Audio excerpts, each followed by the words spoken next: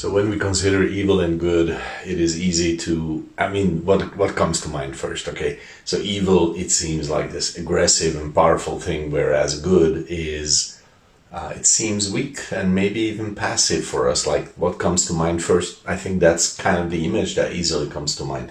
And then God tells us that He is good, which means that actually good is the greater power of the two. Good has greater power and will be victorious eternally. And that is challenging thing for us in this world, because the normal way of things moving and flowing is just not that. That is not our experience, okay? And God is saying it's the other way around than what you experience here.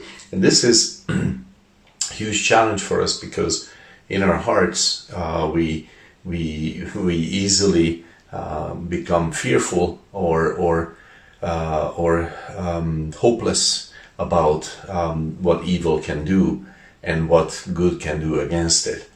And so Romans 12:21, Paul says, "Be not overcome of evil, but overcome evil with good."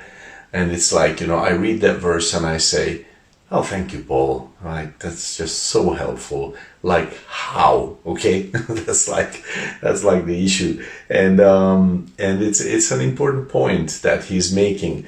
He's saying that you and I, as believers, we have a call, a challenge, a responsibility from God in this world to not just let evil reign, but to be victorious over it, actually, but with good.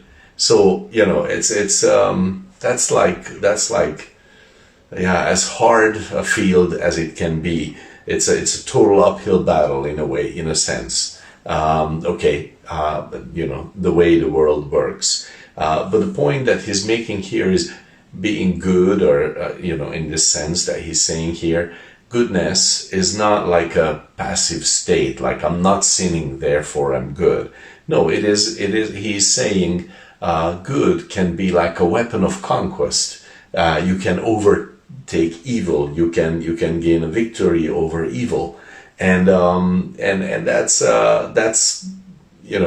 such a challenge, because in our minds, good just, is like, I don't know, this behaving nicely kind of thing, which we're talking, Paul obviously is talking about so much more. He's using the word nikao, to conquer, to prevail, to gain victory over evil.